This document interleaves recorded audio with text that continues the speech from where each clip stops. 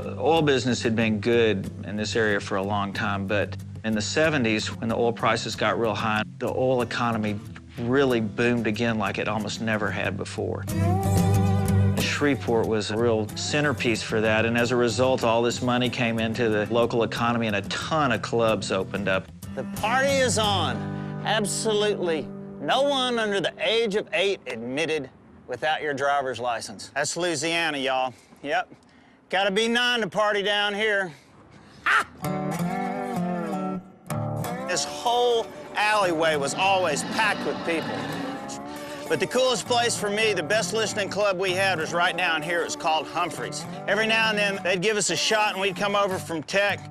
This place was always packed, so for a player, you knew you had a packed house to play to, and, well, now it's not packed anymore.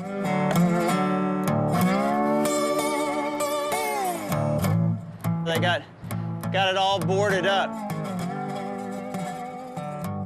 Man, what great memories. It's where we really got to cut our teeth and, you know, kind of got the confidence that what we were doing was working.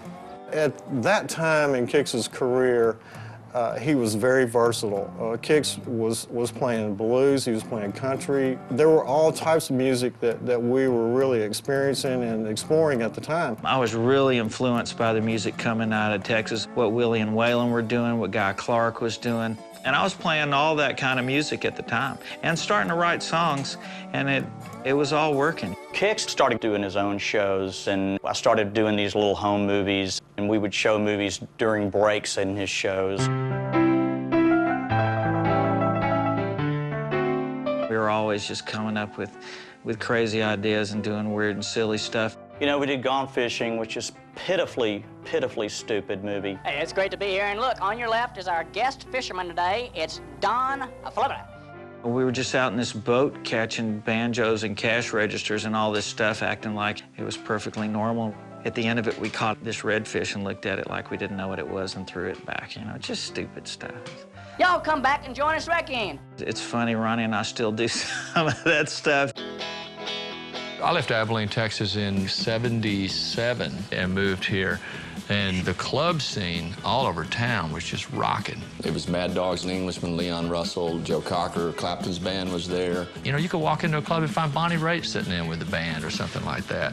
So it was a great hotbed, but very few at that time were doing country. So I was kind of the odd man out. I mean, a lot of my buddies and stuff, they'd be across town playing their gigs. I'd be over here doing the country stuff. Nashville doesn't offer that kind of opportunity. I mean, if you're going to cut your teeth and, like, come up through the clubs and pay your dues, I can't think of a better place, either Tulsa or Austin, you know, back then. So I don't regret the move here at all. In fact, I think it was probably one of the smartest things I did, if I did anything smart. It was here in November of 1988 that I competed in the National Marlboro Talent Roundup. We were just trying to open any door and get any break you can. And sure enough, it allowed us to go on tour with George Strait and Ricky Skaggs. But it didn't pan out, as a matter of fact. There was a 3 or 4 year period after that that was just, you know, boom. There was, you know, back to the bars. When I graduated from college, this bar was actually for sale for $5,000. I could have bought the very club that I just cherished the opportunity to play in. And my dad said, "So you're going to be a club owner? You don't know anything about bars or running clubs." I said, "No, but I know about the band business, you know, and I have a chance I could be the house band there, maybe hire me a club owner and whatever." He said, "So you're going to be a big fish in a small pond, huh?" And, well, yeah, I guess. And he said, "If you want to show me what you can do, I think you need to get out of town, and then if you want to come back and try it, you might have a shot at it. You got Los Angeles or New York or Nashville, Tennessee. Those are pretty much your options." I knew at that point if I was going to impress him or prove something to myself, I was going to have to see if I could do it in the big pond. So that's what really inspired me to go to Nashville. So I guess it was 1989. I won the Marlboro contest in '88 and gone on tour, did all that stuff. That didn't pan out. It was at the end of our rope. So I walked out in this field. It was like probably the most honest moment that I'd had with God or whatever. And I got on my knees right here, I said, I've tried everything I can. Nothing's worked. It's literally going to take like a miracle for this to happen. I cried and I said, I have to have a son. Something's got to happen. I got up, I started walking back toward the house. As I did, I saw Janine's Jeep coming out of the driveway, and she comes over and says, you just got a phone call. It's this guy named Tim Dubois. I went to the house, and I called him, and he says, I've been going through my Rolodex trying to get in touch with you and tell you that we were going to cut Boo Scoot Boogie.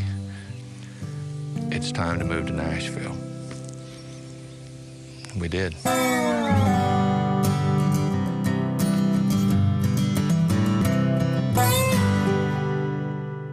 Man, this is what's really peaceful, you know, just watching that bobber go down, seeing what's on the end of it. Louisiana swamp's like no place in the world, you know. Oh, I've learned, I've come to know, there's life at both